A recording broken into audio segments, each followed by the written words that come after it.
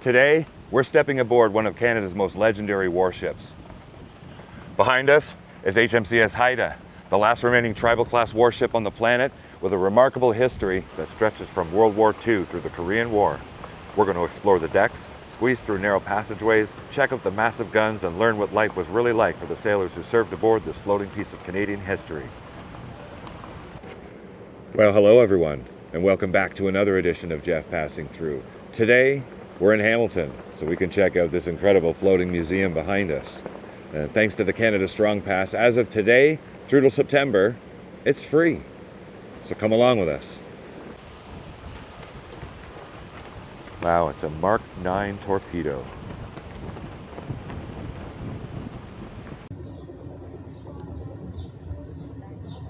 At the very back of the ship, and then it would be towed about 300 yards or 200 yards behind the ship itself. This back fin here would keep it underwater, of course, and then this right here, these two bars, are the star of the show. So these bars would create that sound of the propeller and then clink together to make it much, much louder than the propeller was, and that would allow it to maintain the same frequency as the propellers, which is about 20 kilohertz. All right? So as the water is traveling through here, most importantly, these two bars are very close to each other, but not quite touching. And so they would create the same cavitation effect, importantly, as you would find in the propellers here. So cavitation, I'll explain that really quick. As these propellers were moving through the water, they of course were pushing the water back, and that's how you get your forward thrust. As you are pushing through the water, however, it creates a small vacuum on this side of the propeller, right? You're pushing that water out of the way, and it takes a second before that water makes its way back.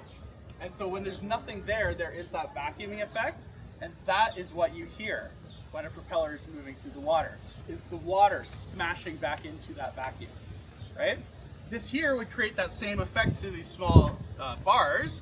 The water would hit this and not go in between, but go around, but that would create that small vacuum behind, and then it would all crash in and make the same sort of sound, but of course with the bars smacking into each other the whole time, making it much, much louder, right?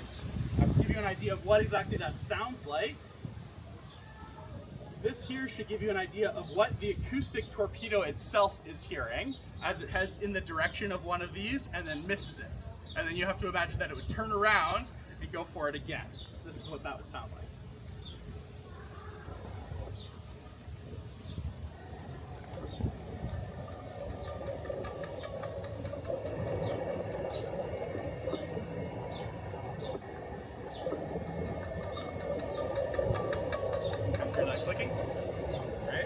This is as the torpedo is going around in circles, back and forth,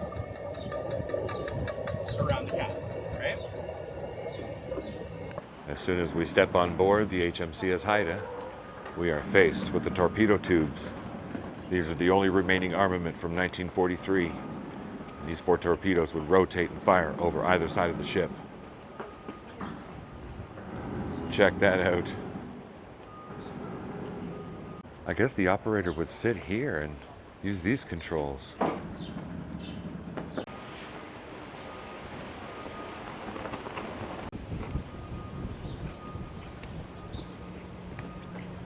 Oh my goodness.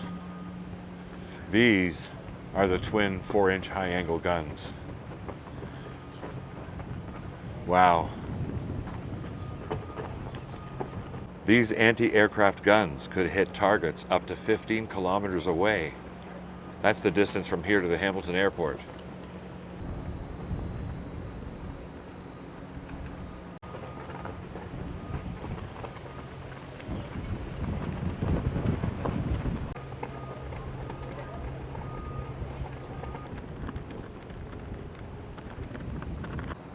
Let's head in to the petty officers' mess. About 20 petty officers who supervise trade crews lived here. This area now houses a display of the ship's career.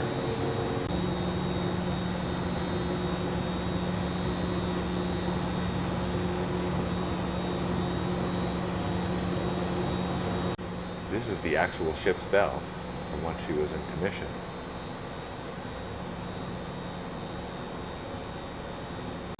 Here's the ship's original badge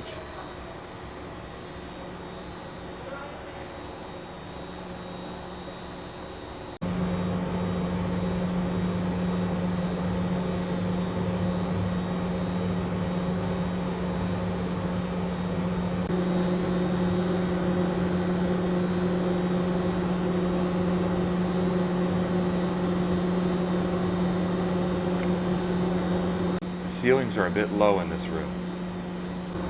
I guess we go down.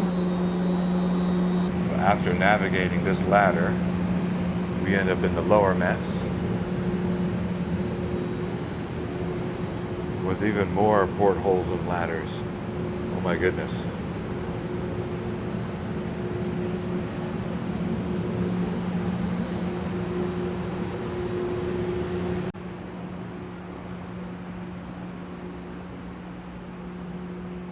Oh, hello. I thought there was somebody standing here.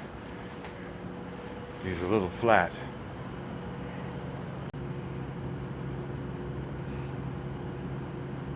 Wakey, wakey.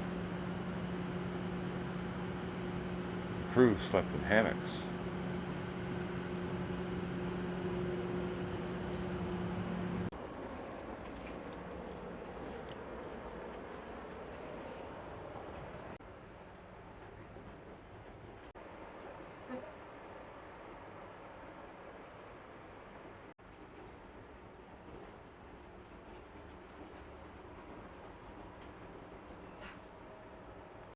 I'm a little tall.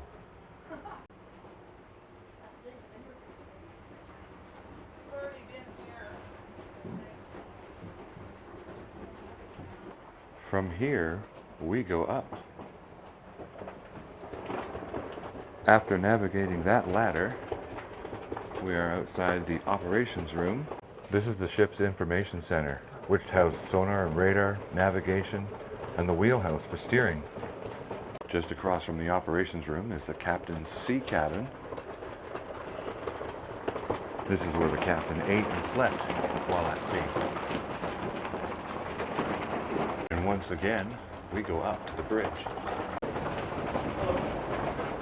Well, up here we have the bridge.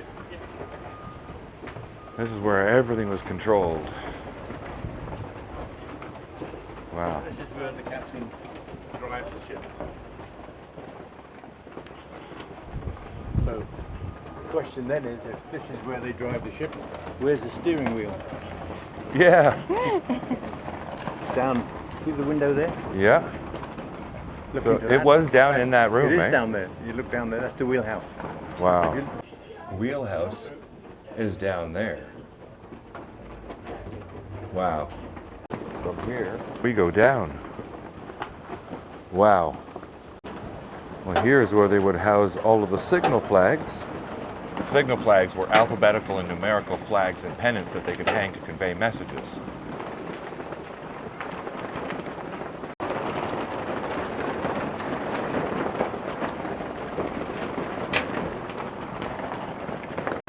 And now we go back down. Oh, that's dark.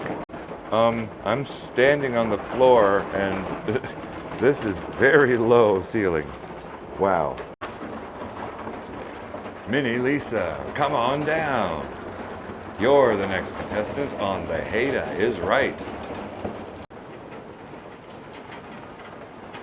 Up ahead are the 40mm boffins, which were the anti-aircraft guns from 1949 that could be used to fire at low-angle targets in the water. One on either side of the ship. These catwalks were added in October of 1944 to make it safer to move around the ship. Some more of those 40mm boffins. And this is the emergency steering position, which is one of 4 different places that you could steer the ship, used when the wheelhouse was out of operation. Weapons workshop.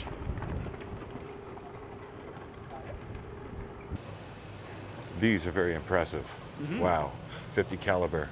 They're super accurate too.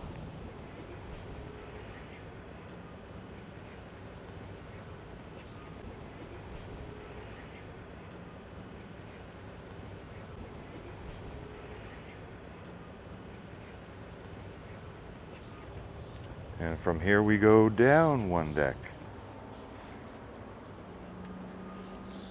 We have to go up and down all ladders, facing the ladder. Yeah. Back here, at the aft of the ship, are the Squid anti-submarine mortars. These are depth charges.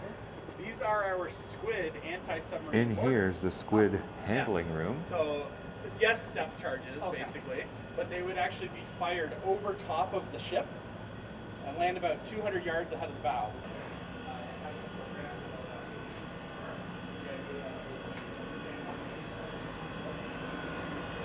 Wow, cool.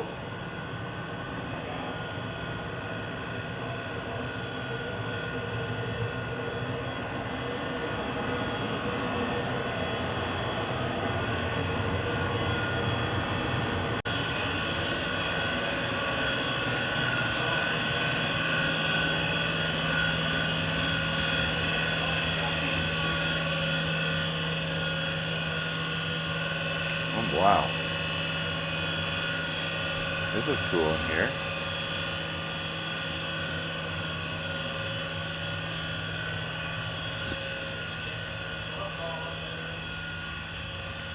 In here is the captain's day cabin.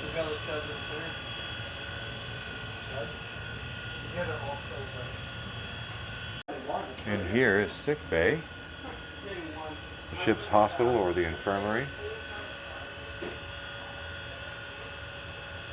Next is, look at that, down again.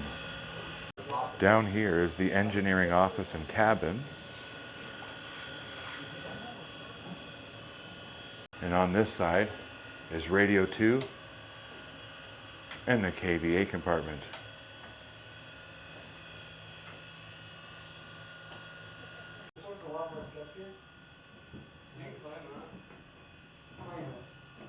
Back out on this deck, number 20 goes down to the engine room.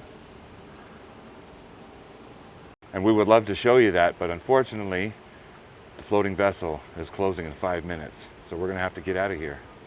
Let me know what you think of this one in the comments. If you liked it, give it a thumbs up, maybe share it with a friend who might enjoy it. Until the next video, I'm Jeff. And Minnie. Passing through today.